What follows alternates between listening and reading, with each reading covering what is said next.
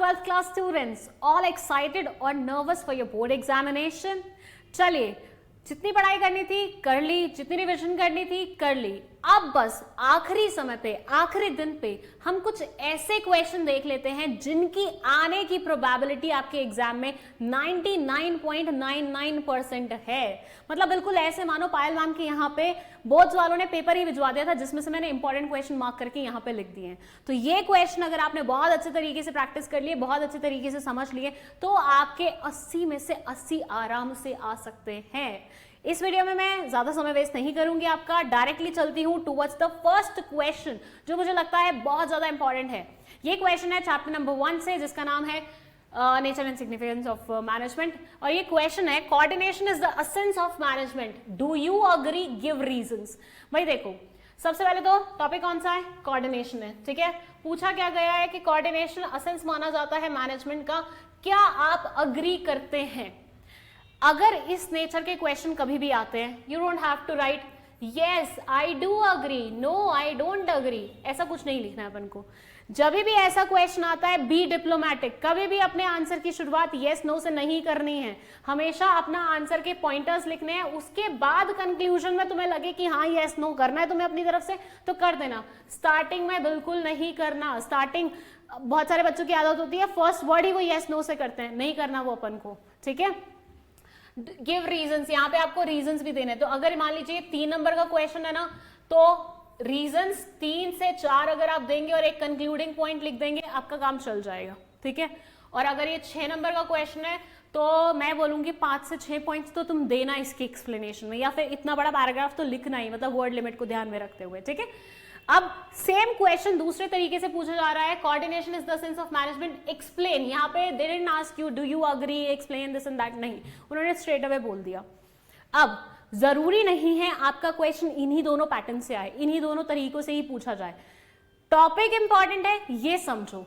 Pattern पूछने का उनका कुछ भी हो सकता है, वो हो सकता है तुम्हें केस बेस्ड क्वेश्चन दे दे और वो क्वेश्चन सेम करे लास्ट में, कि पूरी ऐसी लंबी सी स्टोरी दे दे और उसके बाद लिखे कोऑर्डिनेशन एसेंस माना जाता है मैनेजमेंट का, ये हमने केस स्टडी में भी देखा है, डू यू अग्री। अब ये क्या था? केस बेस्ड क्वेश्चन था लेकिन क्वेश्चन सेम था। तो टॉपिक पे फोकस करना, जितने भी यहाँ पे मैं बताने वाली हूँ ना क्वेश्चंस, उनमें आपको टॉपिक पे फोकस करना है, वर्ड टू वर्ड क्वेश्चन पे नहीं करना। मतलब ऐसा नहीं होगा कि सेम चिपका देंगे, मतलब अगर सेम ही होता तो फिर बोर्ड वाले यूं ना कर देते कि पायल मैम को पता चल गया चलो लीक माना जाएगा, तो वो चीज नहीं होनी चाहिए। इसलिए टॉपिक इंपॉर्टेंट है, इस नेचर का क्वेश्चन पूछा जा सकता है, पैटर्न डिफरेंट तरीके से पूछ सकते हैं बट पूछा जाएगा, ठीक है। चलिए next question, management is considered to be both art and science, management दोनों आर्ट और साइंस माना जाता है, एक्सप्लेन करिए। अगेन ये इंपॉर्टेंट टॉपिक है आर्ट और साइंस वाला, लेकिन जरूरी नहीं है दोनों ही पूछ रही है चाहे। समटाइम्स वो आपसे आर्ट वाला पूछ लेते हैं कि मैनेजमेंट आर्ट मानी जाती है, समटाइम्स वो बोलते हैं ये इम्प्योर साइंस मानी जाती है, बट आपको एक्सप्लेनेशन सेम ही लिखना होगा। अंडरस्टूड? मतलब साइंस वाले में साइंस वाला लिखना पड़ेगा, आर्ट वाले में आर्ट वाला लिखना पड़ेगा। अगेन देखो इसी क्वेश्चन को पूछने का तरीका क्या हो गया, in exact science the truth seems to be between, in the light of this statement explain the true nature of management। Again इन्होंने क्या पूछा? ट्रू नेचर पूछा मैनेजमेंट का, कि मैनेजमेंट आर्ट है, साइंस है, प्रोफेशन है, ठीक है, लेकिन तरीका क्या है? डिफरेंट अप्लाई कर दिया। ये थोड़ा सा इन्होंने इनडायरेक्ट वे से पूछा है। तो टॉपिक इंपॉर्टेंट है, इस नेचर के क्वेश्चन आ सकते हैं, बी प्रिपेयर्ड फॉर इट। इस चैप्टर में ये बहुत इंपॉर्टेंट टॉपिक है। Then I distinguish between top level, middle level, lower level management. Levels of management के बारे में बात हो रही है। अगेन यहाँ से केस बेस्ड क्वेश्चन भी पूछ सकते हैं वो आपको एक पूरी केस स्टडी दे देंगे, बोलेंगे ये इंसान ना ये सारे काम करता है, बताओ कौन से लेवल से आता है और उस लेवल के और काम बताओ, या उस लेवल के बारे में और चीजें बताओ, उसके अलावा दूसरे कौन से लेवल होते हैं उनके बारे में बताओ। तो अल्टीमेटली वो लेवल्स की बात कर रहे हैं, ठीक है, top level, middle level, lower level. अब अगर डिस्टिंग्विश बिटवीन ही पूछ लिया तो आपको क्या लिखना है? आपको ऐसा टेबल बनाना है और इस तरह से अपने आंसर को लिखना है, ठीक है। यहाँ पे आपको ज्यादा बकर कुछ नहीं करनी है, सीधा टेबल बना के, अगर स्ट्रेट अवे क्वेश्चन है डिस्टिंग्विश बिटवीन, तो टेबल बनानी है और अपना आंसर लिख देना है। लेकिन केस बेस्ड क्वेश्चन है तो आप ऐसा डायग्राम भी बना सकते हो, आप चाहो तो एक्सप्लेनेशन भी लिख सकते हो with the help of some examples. अगर 6 नंबर का क्वेश्चन है तो ये समझना, जितने ज्यादा नंबर का क्वेश्चन होगा उतनी ज्यादा मेहनत तुम्हें तुम्हारे आंसर में करनी है, ठीक है। ज्यादा नंबर का क्वेश्चन ज्यादा अच्छी मेहनत लिखने में, कम नंबर का क्वेश्चन कम मेहनत लिखने में, ठीक है, लेकिन लिखना सब में बेहतरीन है। फिर है 5 characteristics of coordination. What is meant by coordination? Any 4 features, synchronization, this and that. Again coordination से points है, मतलब क्वेश्चन है लेकिन पूछने का तरीका डिफरेंट है. यहाँ पे स्ट्रेट अवे पूछ लिया 5 कैरेक्टरिस्टिक लिखो. यहाँ पे कैसे लिखोगे? कैरेक्टरिस्टिक लिखोगे उसका मीनिंग लिखोगे, कैरेक्टरिस्टिक लिखोगे उसका मीनिंग लिखोगे. और 6 नंबर का क्वेश्चन है तो 5 पॉइंट्स क्योंकि पूछे हुए हैं तो 5 ही पॉइंट्स लिखोगे. अच्छा हाँ, एक बहुत अच्छा पॉइंट मैंने इसे बोलते ही बोल दिया. यहाँ पूछा हुआ है एक्सप्लेन एनी 5 पॉइंट्स. अगर ये 6 नंबर का क्वेश्चन है तब भी तुम्हें 5 ही पॉइंट्स एक्सप्लेन करने हैं. अगर ये 4 नंबर का क्वेश्चन होगा तब भी तुम्हें 5 पॉइंट ही एक्सप्लेन करने हैं, क्योंकि क्वेश्चन में स्पेसिफिकली दे हैव गिवन कि 5 पॉइंट्स लिखिए. अब इसमें ये नहीं करना 6 नंबर का क्वेश्चन था 5 पॉइंट तो कम पड़ेंगे, एक और लिख देता हूँ, टाइम वेस्ट होएगा, कोई मतलब नहीं बनता. एग्जामिनर सिर्फ 5 पॉइंट चेक करेगा, 5 ही पॉइंट लिखने हमें. कोऑर्डिनेशन का मतलब क्या होता है? इसके 4 फीचर्स बताइए. तो पहले कोऑर्डिनेशन का मतलब बताएंगे आप और फिर उसके 4 फीचर्स बता देंगे. अगर ये 6 नंबर का क्वेश्चन तो ऐसे मानिए 4 नंबर एक एक फीचर के हो जाएंगे और 2 नंबर कोऑर्डिनेशन के मीनिंग के हो जाएंगे. तो जब 2 क्वेश्चन एक साथ आते हैं जैसे इसमें आए हुए हैं तो उसमें हमें एनालाइज करना पड़ेगा कि कितने मार्क्स का क्वेश्चन है और उसका सेग्रीगेशन किस तरीके से हो सकता है. कि अगर ये 3 नंबर का होता तो 1 नंबर इसके लिए होता, 2 नंबर इसके लिए होते. 6 नंबर का क्वेश्चन है तो 2 नंबर इसके लिए, 4 नंबर इसके लिए. जितने मार्क्स का क्वेश्चन है उसी के अकॉर्डिंग उसकी आंसर राइटिंग होनी चाहिए, उतने वर्ड्स ही हम उसके आंसर में लिखेंगे. नेक्स्ट है हमारा explain the techniques of functional foremanship and the concept of mental revolution as enunciated by Taylor. Taylor भाई साहब की साइंटिफिक टेक्निक्स जो हैं उनसे क्वेश्चन पूछा जाता है. या तो वो फंक्शनल फॉर्मेनशिप से पूछ लेते हैं या फिर वो वर्क स्टडी वाले में से पूछ लेते हैं. दोनों टॉपिक उनके फेवरेट है, ठीक है. बट अगेन टॉपिक क्या है? टेक्निक. टेक्निक से क्वेश्चन आएगा ही आएगा, डेफिनेटली आएगा. या तो ऐसे स्ट्रेट अवे क्वेश्चन आ जाएगा या केस बेस्ड क्वेश्चन आ जाएगा. तो वो वाला टॉपिक बहुत अच्छे तरीके से हमें पढ़ के जाना है, ठीक है. नेक्स्ट है explain the following principles of general management, division, this and that. General management किसने दी थी? फ्योल भाई साहब ने. तो फ्योल भाई साहब के फॉलोइंग प्रिंसिपल को आपको एक्सप्लेन करना है. अब ये मैंने क्वेश्चन आपको सिर्फ दिखाने के लिए रखा है कि इस नेचर का क्वेश्चन पूछा जा सकता है. अब इसमें कोई भी प्रिंसिपल आ सकता है. फ्योल भाई साहब ने टोटल कितने प्रिंसिपल्स दिए थे? 14 प्रिंसिपल्स दिए थे. तो 14 में से ये 3 भी पूछे जा सकते हैं, इसके अलावा बाकी वाले क्वेश्चंस भी, बाकी वाले प्रिंसिपल्स भी पूछे जा सकते हैं. तो ऑल 14 प्रिंसिपल्स आपको बहुत अच्छे तरीके से रीड करके जाने हैं. सेम वे में जैसे यहाँ पे फंक्शनल फॉर्मेनशिप पूछा था, लेकिन साइंटिफिक मैनेजमेंट की कोई भी टेक्निक पूछी जा सकती है. तो be prepared with all the techniques, be prepared with all the principles of Fayol भाई साहब, ठीक है. अगेन यहाँ पे और भी प्रिंसिपल्स आ गए जनरल मैनेजमेंट के, ठीक है. ये आपको दिखाने के लिए है कि ये आ सकता है ऐसे, ये आ सकता है ऐसे. तो इसमें देखो एक तरीका उनके पास ये था कि वो आपसे डायरेक्टली पूछ लेते कि फ्योल भाई साहब के किन्हीं भी 4 प्रिंसिपल्स के बारे में बात करो. लेकिन इन्होंने क्या चूज किया? इन्होंने 4 प्रिंसिपल्स तुम्हें दे दिए और बोले इन्हीं को एक्सप्लेन करो. तो अगर वो स्पेसिफिकली तुम्हें दे रहे हैं that means you have to be ready with all the 14 principles, क्योंकि तुम्हें नहीं पता बोर्ड वाले कौन से वाले प्रिंसिपल को उठा के तुमसे क्वेश्चन पूछ लें. सो अच्छे से पढ़ लेना, ठीक है. मेरा अगेन यही कहना रहेगा, अच्छे से पढ़ के जाना. फिर आ गया हमारा 3rd चैप्टर. 4 फीचर्स लिखिए और इंपॉर्टेंस लिखिए बिजनेस एनवायरनमेंट के. कभी कभी ऐसे आ जाता है, कभी कभी ये आता है 4 फीचर्स लिखिए, कभी कभी ये आ जाता है 4 इंपॉर्टेंस के पॉइंट्स लिखिए. तो इंपॉर्टेंस फीचर्स कुछ भी पूछे जा सकते हैं और मोर और लेस देखा जाए तो दोनों में एक्सक्यूज मी, मोर और लेस देखा जाए दोनों में पॉइंट्स ऑलमोस्ट सेम ही होता है, ठीक है. तो 4 फीचर्स पूछे हैं तो 4 ही लिखने हैं, 5 या 6 नहीं लिखने हैं, 3 नहीं लिखने हैं, 4 मतलब 4. Then what role does external environment play in the business? External environment क्या रोल प्ले करता है? एग्जाम मतलब काइंड ऑफ अगेन इंपॉर्टेंस वाला ही क्वेश्चन हो गया. मतलब यही वाले क्वेश्चन को डिफरेंट तरीके से पूछ लिया गया. चलिए explain any 3 points of importance of planning function of management. Planning function के 3 इंपॉर्टेंस के बारे में बात करनी है. अब अगर ये क्वेश्चन 6 नंबर में आता है ना तब भी आप 3 पॉइंट्स लिखेंगे, 3 नंबर में आता है तब भी आप 3 पॉइंट्स लिखेंगे. बट हाँ, क्या डिफरेंस करना है आपको 6 नंबर और 3 नंबर वाले में? 3 नंबर में आप इसकी एक्सप्लेनेशन ऐसी लिखेंगे छोटी छोटी सी, क्योंकि 1 नंबर मिलने वाला है हर पॉइंट पे. लेकिन यहाँ पे हर एक पॉइंट पे 2 नंबर मिलने वाले हैं तो उसकी एक्सप्लेनेशन अच्छी लिखेंगे, साथ में एग्जाम्पल ऐड कर देंगे. जहां पे आपको लगता है कि इसकी एक्सप्लेनेशन ज्यादा होनी चाहिए बट आपके पास लिखने को कुछ नहीं है, वहां पे एग्जाम्पल ऐड कर दो. सबसे बेस्ट तरीका होता है. और एग्जामिनर को इंप्रेस करने का एक और बहुत बेहतरीन तरीका होता है कि डायग्राम बना दो. डायग्राम पे तो बिल्कुल एग्जामिनर देख के लट्टू हो जाता है कि भैया ये तो क्या ही खूब बना के गया है पेपर में. बट उस पर भी टाइम वेस्ट नहीं करना है. जस्ट मेक रफ डायग्राम कि कॉन्सेप्ट भी समझ में आ जाए और ज्यादा टाइम भी ना लगे, ठीक है. 3 पॉइंट्स 6 नंबर का है तो ज्यादा लिखना है, 3 नंबर का है तो कम लिखना है। Explain any 3 limitations of planning. Planning की या तो लिमिटेशन पूछ ली जाती है या इंपॉर्टेंस पूछ ली जाती है। तो प्लानिंग चैप्टर में दोनों ही टॉपिक्स बहुत ज्यादा इंपॉर्टेंट है। 3 पूछ लेंगे, 6 पूछ लेंगे, कितनी भी पूछ लेंगे, B ready with it. Sometimes they will ask you this way also कि 3 लिमिटेशंस, ये वाली 3 लिमिटेशंस एक्सप्लेन करिए। तो वहां पे फिर आपका फ्लेक्सिबिलिटी खत्म हो जाएगा कि कोई भी 3 करो, वो स्पेसिफिकली तुम्हें दे देंगे, जैसे प्रिंसिपल्स में दिया ना उन्होंने क्वेश्चन, बिल्कुल वैसे ही। How does planning leads to rigidity and reduce creativity. Planning कैसे रिजिडिटी में वो करती है, और जिस क्वेश्चन के बारे में मैं बात कर रही थी वही आ गया। देखो यहाँ पे लिखा हुआ था 3 लिमिटेशंस करो प्लानिंग की मेंशन, वो आपकी फ्लेक्सिबिलिटी थी। यहां उन्होंने प्लानिंग की 2 बुराइयां दे दी, 2 लिमिटेशंस दे दी और आपको बोला एक्सप्लेन करो इसको। रिजिडिटी वाला एक नेगेटिव पॉइंट है, लिमिटेशन है, एक क्रिएटिविटी वाला है कि ये रिड्यूसेस क्रिएटिविटी। दोनों ही नेगेटिव पॉइंट्स हैं, दोनों ही उन्होंने स्पेसिफिकली मेंशन कर दिया। अब आपकी वो फ्लेक्सिबिलिटी चली गई कि कोई भी लिमिटेशन लिखना है, नहीं, अब आपको स्पेसिफिकली ये 2 लिमिटेशंस को एक्सप्लेन करना है। ठीक है, चलिए नेक्स्ट पॉइंट है, explain briefly the next 3 steps in the process of planning. Planning process बहुत ज्यादा इंपॉर्टेंट है। कभी कभी वो आपसे पूरी प्रोसेस पूछ लेते हैं, कभी कभी वो आपसे उस प्रोसेस के कुछ स्टेप्स पूछ लेते हैं। मतलब they ask you first 3 step बता दो, कभी दे आस्क यू ये 3 स्टेप्स बता दो, लास्ट के 3 स्टेप्स बता दो, कभी कभी वो आपको एक स्टेप दे देंगे और बोलेंगे इसके आगे का एक स्टेप और इसके पीछे का एक स्टेप बता दो।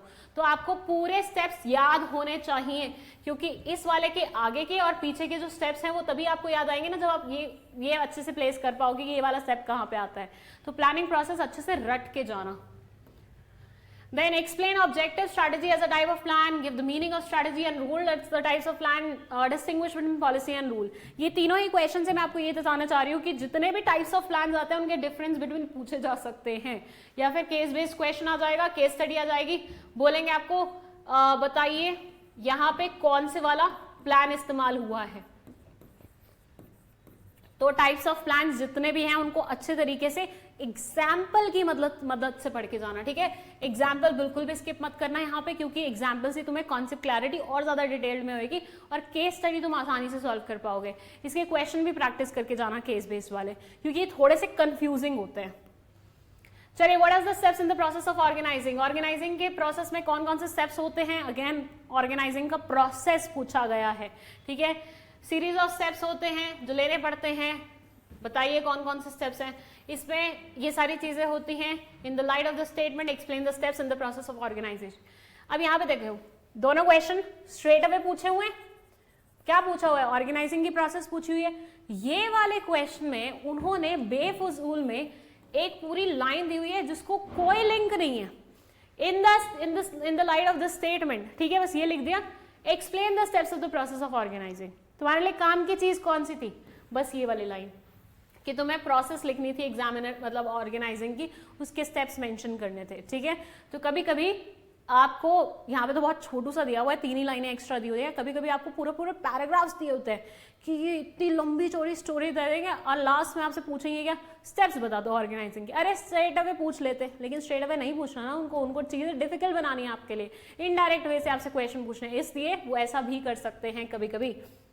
अगेन आई रिपीट कि जरूरी नहीं है जैसे क्वेश्चन आपको दिख रहा है वैसे ही पूछा जाए, लैंग्वेज इधर उधर हो सकती है, डिफाइन, कमेंट, एक्सप्लेन, कुछ भी नेचर का क्वेश्चन आ सकता है, लेकिन टॉपिक ये रहेगा। ठीक है, discuss the element of delegation. Delegation के बहुत क्वेश्चन पूछे जाते हैं, अथॉरिटी, रिस्पॉन्सिबिलिटी, अकाउंटेबिलिटी, कभी कभी डायरेक्टली उनके डिफरेंस पूछ लिए जाते हैं, कभी कभी इस तरह से एलिमेंट के रूप में पूछ लिया जाता है। डेलीगेशन के बहुत एसेंशियल एलिमेंट्स होते हैं। Delegation is entrustment of responsibility, authority and this and that.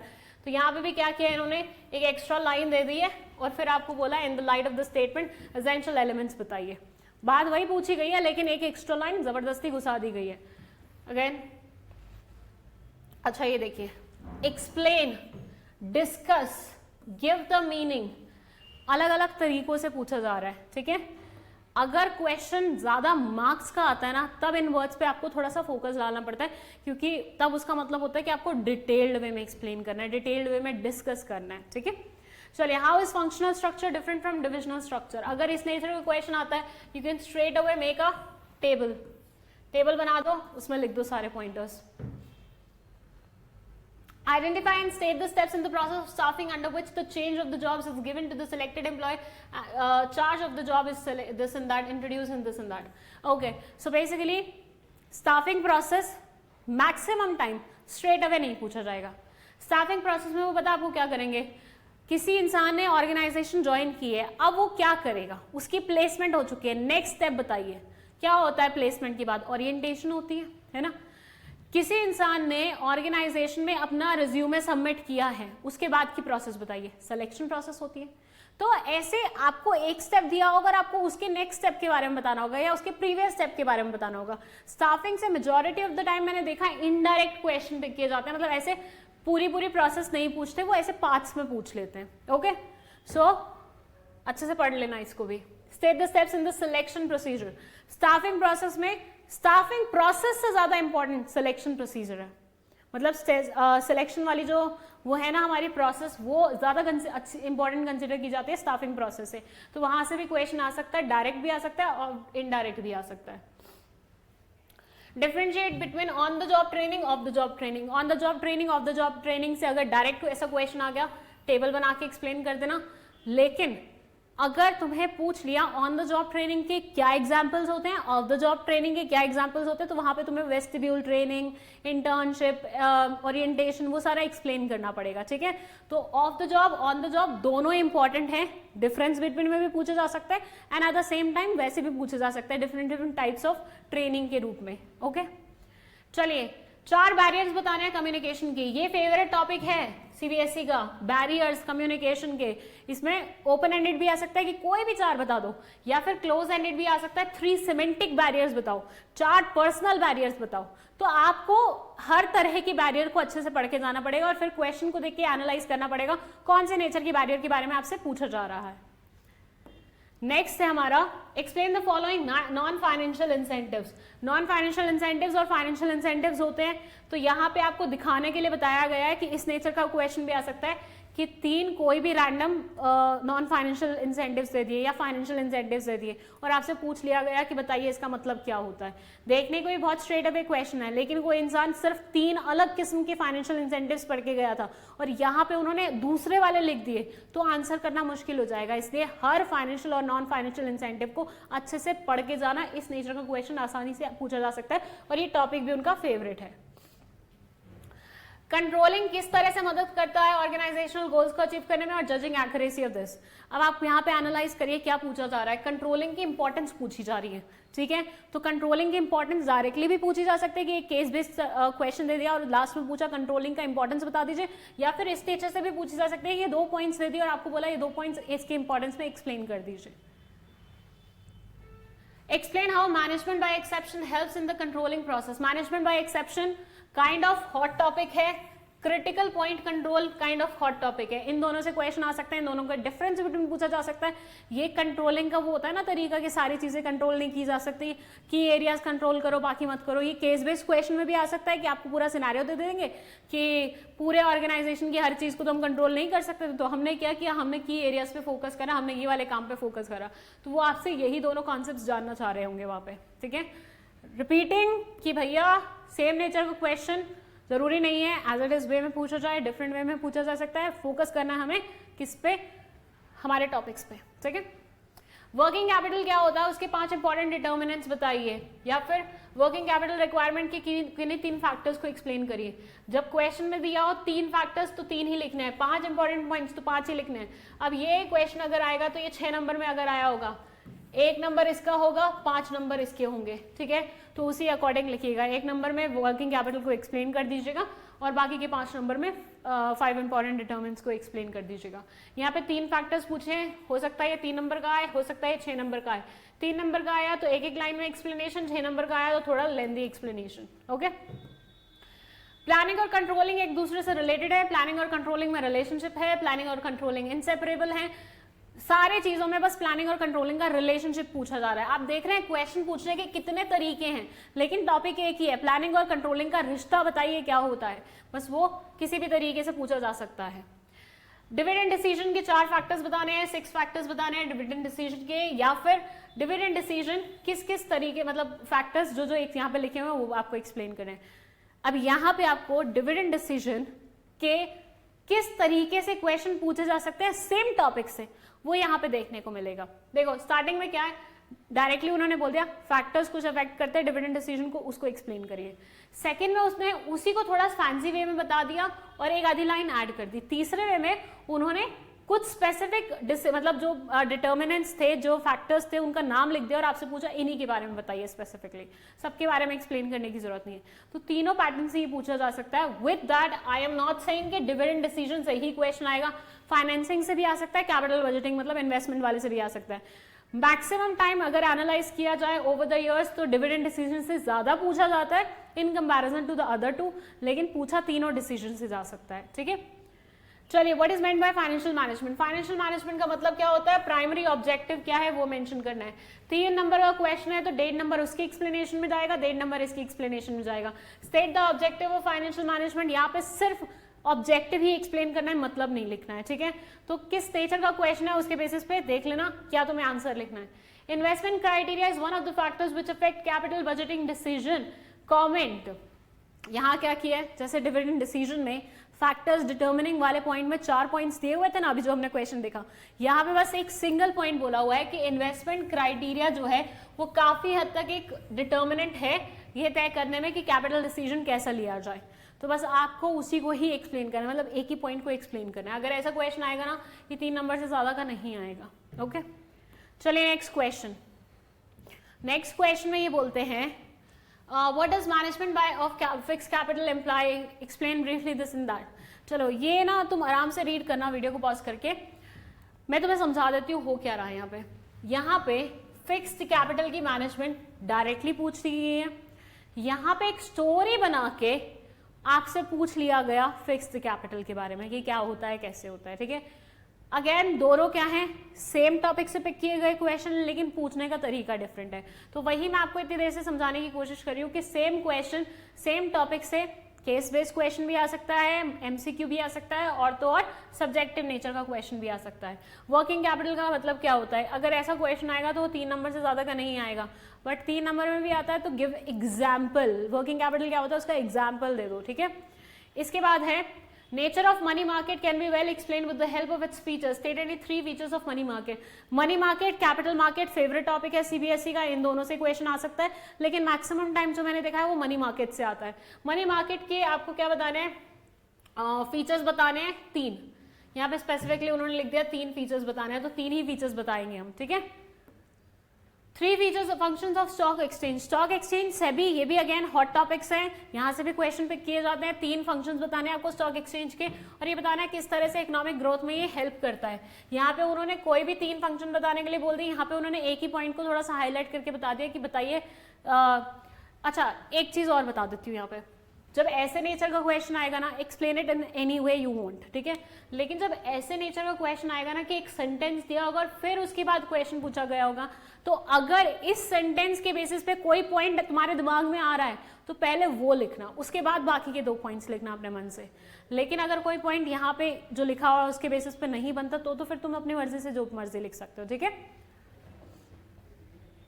Protective function SEBI के फंक्शंस क्या क्या होते हैं, एक फंक्शन यहाँ पे लिखा हुआ है। अगेन सेबी भी क्या है, इनका हॉट टॉपिक है। सेबी का मतलब कोई नहीं पूछता, ये क्या ऑर्गेनाइजेशन है वो कोई नहीं पूछता, ये करती क्या है वो कोई नहीं पूछता। यहाँ पे पूछा जाता है तो ये पूछा जाता है कि इनके फंक्शंस क्या क्या हैं। ठीक है, मतलब डिटेल्ड वे वाले। तो इस क्वेश्चन के लिए भी be prepared. Find wants and fill them, create products and sell them are the 2 important concepts of marketing management. Identify them and differentiate between the 3 bases. Differentiate between marketing and selling on any 4 bases. Okay, so second वाले part में आपने देखा कितना simple था, marketing और selling का difference पूछा हुआ था। अगर ऐसा क्वेश्चन आ जाता है तो बढ़िया तरीके से ऐसे टेबल बनानी है और एक्सप्लेन कर देना है। लेकिन अगर सेम क्वेश्चन इस नेचर से पूछ लिया जाता है जहां पे ये सेंटेंसेस लिख रहे हैं, फ्रेजेस लिख रहे हैं, और आपको पता लगाना है कि कौन सी कॉन्सेप्ट के बारे में बात हो रही है, तो पहले आप एक्सप्लेन करेंगे मार्केटिंग को, फिर एक्सप्लेन करेंगे सेलिंग को, और फिर अगर ये 6 नंबर का क्वेश्चन है तो ये टेबल बना देंगे। डायरेक्टली ये वाले क्वेश्चन में आपको टेबल नहीं बनानी है, इस वाले क्वेश्चन में आप डायरेक्टली टेबल बना सकते हैं। I hope you are understanding what I am trying to tell you. अगर ऐसे डिफरेंशिएट बिटवीन डायरेक्टली पूछ लिया है, टेबल बना दो डायरेक्टली, और टाइम वेस्ट करने की जरूरत नहीं है। लेकिन कोई सेंटेंस दे के तुमसे किसी चीज का मीनिंग पूछा हुआ है, किसी चीज को बताने के लिए बोला गया है, तो पहले तुम उसे एक्सप्लेन करोगे, उसके बाद टेबल बनाओगे, अगर इतने मार्क्स का क्वेश्चन है तो, वरना अपनी एक्सप्लेनेशन तक ही अपने क्वेश्चन के आंसर को रखना, ठीक है। चलिए next, state any 3 protective functions of SEBI. SEBI के 3 प्रोटेक्टिव फंक्शन, सेम हो गया ये तो। नेक्स्ट, क्या सारे सेम ही हैं क्या?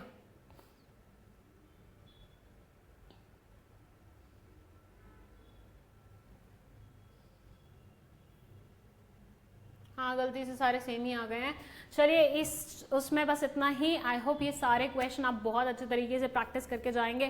कोई भी दिक्कत है कमेंट सेक्शन में लिख दीजिए, हम आज पूरा दिन एक्टिव रहेंगे आपके सारे कमेंट्स को एंटरटेन करने के लिए, आपके सारे डाउट्स को एंटरटेन करने के लिए। बस मैं अब आपसे इजाज़त चाहती हूँ। अब अपना बच्चा कुछ काम कर लीजिए, रिविजन कर लीजिए, टाइम से सो जाइएगा और कल बढ़िया तरीके से फ्रेशन अप होके अपना पेपर देने जाइएगा, ठीक है। Thank you. All the very best for your preparation and last minute preparation, I should say, and your examination.